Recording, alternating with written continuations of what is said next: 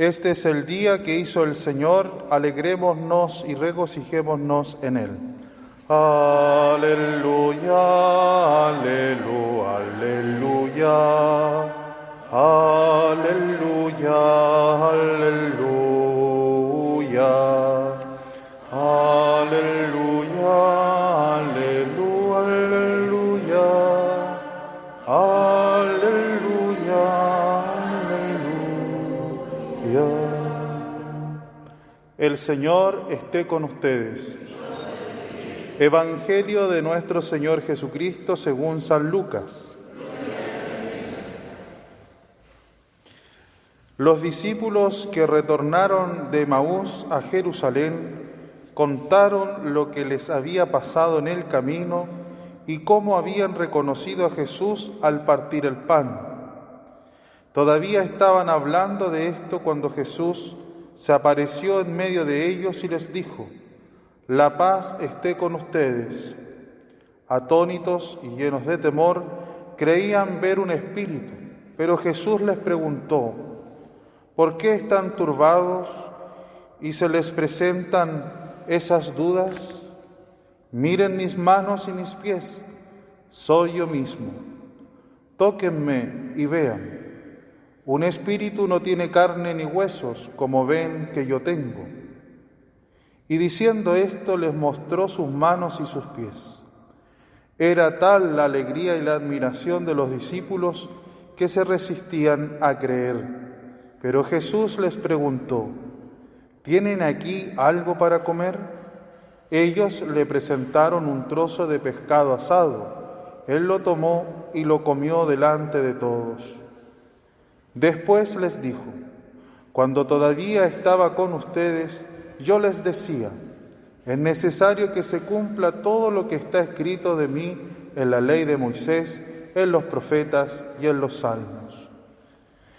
Entonces les abrió la inteligencia para que pudieran comprender las Escrituras y añadió: así estaba escrito, el Mesías debía sufrir y resucitar de entre los muertos al tercer día, y comenzando por Jerusalén, en su nombre debía predicar a todas las naciones la conversión para el perdón de los pecados.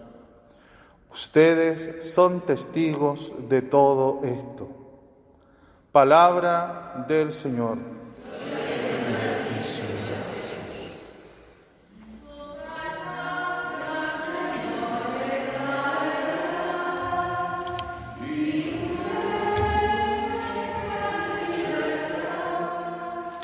Pueden tomar asiento. Queridos hermanos, nos encontramos en esta octava de Pascua, que es celebrar el Día del Señor, el Día de la Resurrección. Son 8 días que nos unen a ese momento glorioso en que Cristo venció la muerte y también el pecado y el poder del maligno en el mundo. Entonces es un tiempo para estar gozosos, para estar felices. Y tal vez ahí podemos reflexionar un poco hoy de qué significa para un cristiano ser feliz. La felicidad para un católico no es en modo alguno semejante a la felicidad que el mundo ofrece. La felicidad mundana es aquella que viene de una buena calidad de vida, como se dice, ¿no? Tener buena salud, tener ojalá dinero, prestigio, fama, poder pasarlo bien. Y Jesús parece que nos invita a otro tipo de felicidad más profunda. Justamente Él dice: bienaventurados ustedes cuando sufran conmigo. Bienaventurados ustedes cuando sean perseguidos por causa mía. Bienaventurados, felices ustedes cuando los maltraten, los maldigan por causa del Evangelio. Entonces, esa es la felicidad verdadera que brota de alguien que se ha encontrado realmente con el Señor. Y ese regalo del encuentro del Señor se produce precisamente en la resurrección de Cristo y en la visita que Jesús hace a sus apóstoles, a sus discípulos, especialmente el primer día de la semana, que es el día domingo, es decir, cuando celebramos la misa, la Eucaristía. Es aquí, celebrando juntos la misa, en que podemos encontrarnos del mejor modo posible con Cristo resucitado. Hoy entonces el Evangelio de Lucas, en el capítulo 24, es una continuación del Evangelio de ayer, del encuentro de Cristo con los discípulos de Emaús. Los discípulos vuelven a Jerusalén, entran al cenáculo, le cuentan a los apóstoles que Jesús ha resucitado. Ellos dicen, sí, verdaderamente, se apareció a Simón y está vivo el Señor. Y cuando están ahí reunidos, se presenta Jesús en medio de ellos y les dice, la paz esté con ustedes. Entonces, ahí está, mis queridos hermanos, el verdadero signo de la bienaventuranza. ¿Cuál es el gozo, la felicidad que tiene un cristiano que conoce, que se ha descubierto, que ha encontrado a Cristo resucitado? La paz, tener paz en el corazón. Y Cristo lo dice varias veces, ¿no? La paz esté con ustedes, eso es lo que quiere el Señor. Al principio los discípulos se atemorizan, quedan atónitos, quedan aterrorizados, dice otra traducción de la Biblia, porque creen que es un espíritu. Entonces muchas veces nosotros tenemos miedo de las cosas que no entendemos porque son, por ejemplo, de otro mundo, del mundo espiritual. Por ejemplo, si se nos aparece un fantasma, lógicamente que todos quedaríamos aterrorizados. Hasta la Santísima Virgen sintió temor cuando se le apareció el arcángel San Gabriel en el momento de la Anunciación, y el ángel le dice, no temas, porque cuando son criaturas celestiales, son criaturas de Dios, no hay nada que temer. Ellos vienen a compartir con nosotros el gozo del Señor. Con mayor razón si se nos aparece Jesús, entonces no hay nada que temer. Y ellos creen que es un fantasma todavía. Entonces Jesús les dice, miren, para que ustedes vean que un fantasma no puede tener carne ni hueso, denme algo para comer. Y come junto con ellos y les demuestra que Él está vivo, que su cuerpo es real, aunque glorioso, ahora es un cuerpo hecho para la eternidad. Y entonces es un cuerpo precioso, real, ahora inmortal, pero súper real, y no hay nada que temer junto a Jesús. Entonces, queridos hermanos, tomemos en cuenta esto, que Jesús está vivo, Jesús es real, Jesús está presente todavía con nosotros en la Eucaristía, principalmente, porque Él dice, yo estaré con ustedes todos los días hasta el fin de los tiempos.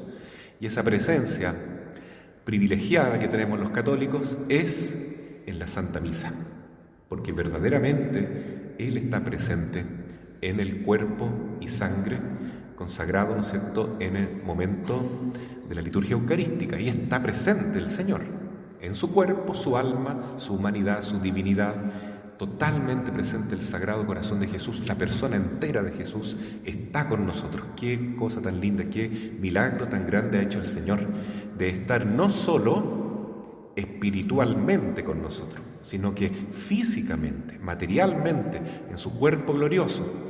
Claro, nosotros no lo vemos con los ojos físicos, pero con los ojos del alma sabemos que ahí está el Sagrado Corazón de Jesús, físicamente, corporalmente, no solo en su divinidad y en su espiritualidad. Entonces, eso es muy importante, ¿no? Valorar cada vez más la misa, porque hay quienes piensan que los católicos, al celebrar la misa como un sacrificio, estamos crucificando de nuevo a Cristo.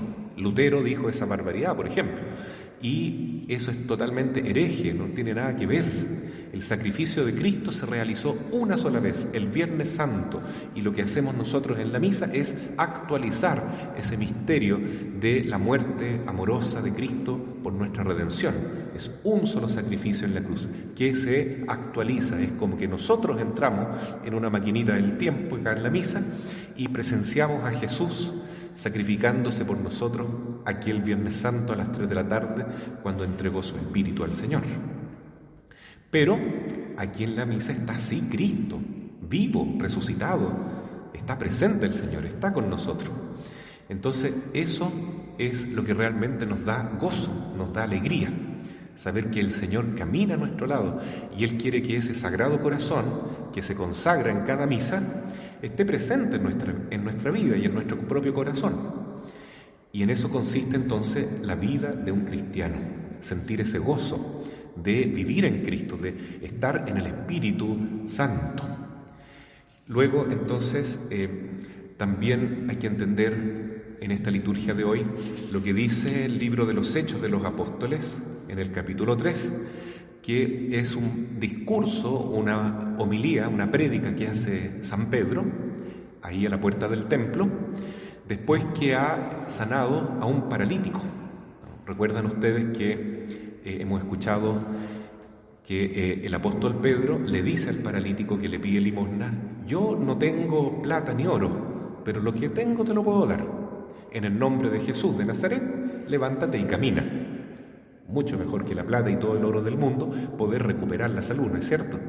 Entonces el paralítico sale contento y va a alabar a Dios en el templo, y ese gran milagro produce, ¿no es cierto?, un asombro, una maravilla, un maravillarse en todo el pueblo, y Pedro hace este discurso ahora sin ningún miedo. Es decir, esa palabra de Cristo se ha hecho real. No teman. ¿Ya? Y también esa paz de Cristo está presente en el corazón de Pedro, porque con el Espíritu Santo no hay nada que temer ahora, nada que temer. Es más, ahí los apóstoles piensan después de Pentecostés que si a ellos los torturan por causa de Cristo, incluso los lleguen a crucificar por causa de Jesús, bendito sea Dios. Qué honor tan grande sufrir por Jesús, llevar los sufrimientos de Cristo en nuestro cuerpo, así como Jesús está, entre comillas, orgulloso de sus llagas, porque sabemos que Cristo tiene las llagas, ¿no? Eso lo vamos a ir escuchando en estos días de Pascua, que aunque su cuerpo está resucitado, Él conserva las 5 llagas en su cuerpo, y son llagas luminosas, y para toda la eternidad Jesús permanecerá con esas llagas, que vemos, ¿no? Principalmente la llaga del corazón, de la que brota una luz divina, que es el Espíritu Santo. Entonces también nosotros, hermanos, no debemos temer a la cruz de Cristo, a los sufrimientos que van a llegar en nuestra vida inevitablemente si nosotros nos acercamos a Jesús, porque el camino del cristiano justamente es subir el Calvario, tomar la propia cruz que cada uno tiene que asumir para ser y transformarse en un verdadero discípulo de Jesús. Y hoy en día, entonces, es un tiempo muy propicio para ser un verdadero católico. Sí, porque hay mucha persecución al Evangelio. Muchas veces en el día, en la vida cotidiana, nos vamos a encontrar con que podemos dar testimonio de Cristo, igual que San Pedro. La misión de la Iglesia, hermanos, no es solamente dar ayuda social, ayuda material. No somos como un Estado, ¿no es cierto?, un gobierno mundano que ayuda a las personas cuando lo necesitan, como a veces se necesita realmente, que el gobierno ayude a las personas que están pasando necesidad. Pero la Iglesia no es eso. Tampoco es una organización no gubernamental que le da ayuda a las personas. La Iglesia también ayuda socialmente, pero el principal propósito de la Iglesia es evangelizar, es comunicar una buena noticia. ¿Y cuál es el Evangelio? Esa primera orden que da Jesús: vayan por todo el mundo y lleven el Evangelio. Primera misión de todos los católicos. Es la noticia de que Cristo está vivo, Cristo está resucitado. ¿Y qué significa que Cristo está resucitado? Bueno, es anunciar en un mundo que cree en la muerte, que ahora la muerte ya fue vencida. En aquellos que creen que el aborto es la solución para los problemas o la eutanasia, no. Cristo está vivo, Cristo venció la muerte. No confiemos en la muerte, confiemos en la vida, con mayúscula, porque Cristo ya venció. Pongámonos del lado de la vida de los inocentes, la vida de los que sufren, la vida de los que están pasándolo mal de cualquier manera. Y si por ayudar a un hermano que no tiene voz hoy para defenderse, o que está sufriendo, está angustiado, está en un momento de necesidad, y por ayudar a esa persona yo tengo que sufrir ultraje, infamia, calumnia o incluso un maltrato físico, bendito sea Dios, qué bueno, porque quiere decir que voy a tener el honor de llevar en mi cuerpo también las cicatrices de guerra, de haber batallado por Cristo en esta vida, y esas cicatrices también las conservaremos para toda la eternidad, porque son signos de que no tuvimos miedo de dar testimonio de Jesús.